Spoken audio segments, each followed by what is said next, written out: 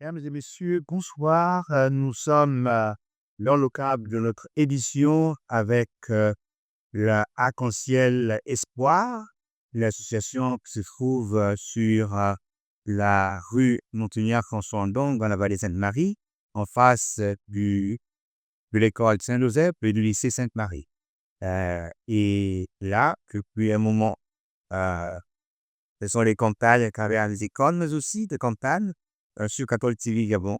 Et nous accueillons cet après-midi du LAB qui viennent à pencher l'espoir. Bonsoir, mesdames.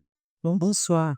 Et dans cette salutation, nous voudrions connaître qui vous êtes et quels sont les services que vous occupez dans l'association Arc-en-Ciel Espoir. Merci de nous donner la parole. Moi, je me nomme Mougouti Emma Flora, psychologue clinicienne et psychopathologue au centre d'accueil Arc-en-Ciel. Et moi, je suis Limba Marie-Ange, agent social de centre Arc-en-Ciel Espoir. Alors, à Arc-en-Ciel Espoir, la semaine dernière, nous parlions des 7 vertus de la famille gabonaise. Pouvez-vous nous en faire quelques pour que nous puissions nous remémorer de ces vertus de la famille gabonaise? Alors, concernant les 7 vertus de la famille gabonaise, il faut dire qu'il ne s'agit pas ici de donner un prototype par rapport à l'éducation que les parents donnent déjà à leurs enfants, mais il s'agit ici d'ajouter un plus dans ce qu'ils donnent déjà. D'accord? Parmi ces 7 vertus, nous notons la communication claire et nette, établir des limites avec l'enfant, reconnaître et soutenir les progrès de l'enfant, agir en tant que modèle de parent, transmettre des valeurs, créer des liens affectifs avec l'enfant et en même temps le respect mutuel. Aujourd'hui, notre rencontre dans l'émission est consacrée à l'estime de soi. Comment peut-on définir l'estime de soi de manière générale? Alors, de manière générale, nous disons que l'estime de soi renvoie au regard que la personne a d'elle-même. C'est le jugement, soit positif, soit négatif, que l'individu a de lui-même. C'est sa manière de se voir, c'est sa manière de se valoriser, c'est sa manière de se donner de l'importance par rapport à sa personne. On pourra aussi ajouter que c'est la manière dont la personne se respecte, la manière dont la personne se valorise par rapport à les situations. À quelle réalité l'estime de soi euh, est-elle liée? À quelle réalité l'estime de soi est-elle liée? Donc, nous avons dit que nous avons 3 notions. Elle est liée à la vision qu'on a de soi-même, elle est liée à l'amour qu'on a de soi-même et à la confiance en soi. Quel lien y a-t-il, par exemple, entre l'estime de soi et la confiance en soi? Bien, on va dire que c'est un lien qui est complémentaire parce que déjà, l'estime de soi, nous avons dit tout à l'heure que c'est l'image que l'individu a de lui-même, alors que la confiance en soi, c'est, on va dire, la conviction. C'est la conviction que la personne a d'elle-même par rapport à des situations, par rapport à des difficultés. Donc, peu importe les réalités que cette personne la rencontre, que ce soit échec, que ce soit réussite, cette personne a cette conviction que, effectivement, peu importe les échecs, elle pourra réussir, elle pourra faire mieux. Voilà. On pourra ajouter que c'est la confiance que la personne a par rapport à ses capacités, à ses aptitudes de franchir les obstacles de la vie, même les défis. Donc, elle se donne conscience, elle sait ou non, je pourrais affronter telle ou telle situation si cela se présente devant moi. On constate aussi qu'il est à avoir une faiblesse d'estime de soi. Euh, Quelles sont les causes qui peuvent amener un jeune à des pouvoirs non philistiques, avoir des faibles ambitions? Il faut dire que dans l'expérience que nous avons avec les enfants au centre, plusieurs enfants, lorsqu'ils arrivent, ils sont victimes d'abus sexuels, ils sont victimes de violences de tout genre. Donc, généralement, ce qui favorise ce problème d'estime de soi, c'est en lien avec les différents traumatismes, les traumatismes que l'enfant a pu vivre. C'est en lien avec l'environnement. c'est en lien avec son vécu personnel, ses expériences personnelles de tous les jours, en lien avec les relations, effectivement, qui ont été toxiques pour lui, au point où cela a engendré une faible estime de soi. Nous pourrons aussi ajouter que cela a un lien d'être aussi le cas d'anniversaire, parce qu'il y a certains enfants que nous-mêmes, les parents, nous dévalorisons. Exemple, quand il fait une bêtise, nous pouvons dire à un enfant que non, toi, je ne sais pas si tu pourras être quelqu'un demain. Ces genres de phrases, ces genres de paroles essayent de ternir l'image de l'enfant. Et du coup, il perd confiance en soi et il rentre dans la mauvaise estime de soi.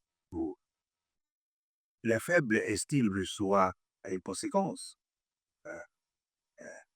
Quelles sont Nous notons plusieurs conséquences, à savoir le retrait social, par exemple. L'enfant aura tendance, par exemple, à s'isoler. Voilà. Notons également, par exemple, le faible rendement scolaire. À l'école, l'enfant ne sera plus capable de ramener des bons résultats à la maison. Par exemple, sur le plan professionnel, lorsque cet enfant va grandir, il n'aura pas cette capacité effectivement d'exprimer son fort potentiel face à une situation. Il sera toujours là à se minimiser, il sera toujours là à ne pas fournir assez d'efforts parce que tout simplement pour lui, il ne peut pas y arriver. On- Ces conséquences, ces différentes conséquences, comme l'a expliqué ma collaboratrice, peuvent aussi amener un enfant à faire un décrochage scolaire. C'est-à-dire qu'il va laisser les études parce qu'il va toujours se dire non, même si j'essaie de fournir des efforts, ça ne donnera rien. et comment booster un enfant pour qu'il retrouve l'estime de soi?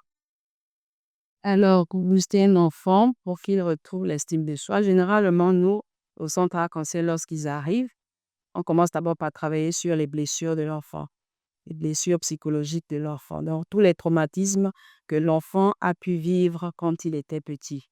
Voilà. Et après travailler sur ces différents traumatismes, on essaie de faire passer une échelle d'évaluation pour voir à quel niveau de son estime l'enfant se situe. Est-ce que au travers de ce travail-là, est-ce que l'estime de soi a grimpé? Est-ce que ça a baissé? Si ça a encore baissé, il faudra encore retravailler effectivement sur l'origine même de ces blessures, sur les éléments qui ne favorisent pas à ce que son estime de soi grimpe. Et il faut ajouter à cela euh, la maîtrise de soi. Il faudrait que nous soyons capables de ramener cet enfant et de lui dire que non, s'il n'arrive pas à faire aujourd'hui, demain il peut faire mieux si il s'y met. Si vraiment il a la foi, il a la persévérance et il s'attache vraiment à l'essentiel de ce qu'on lui demande, il pourra faire mieux. Exemple, si c'est à l'école, il faudrait qu'il apprenne ses leçons, il faudrait qu'il passe ses exercices et il faudrait qu'il s'y mette corps et âme pour que demain, il ait des bons résultats. Parce que s'il reste là, assis sans rien faire, on ne pourra pas l'aider. Un mot pour terminer cette campagne de ce jour portant sur l'estime de soi. Alors, un mot, il faut dire que l'estime de soi est important dans la vie d'un individu.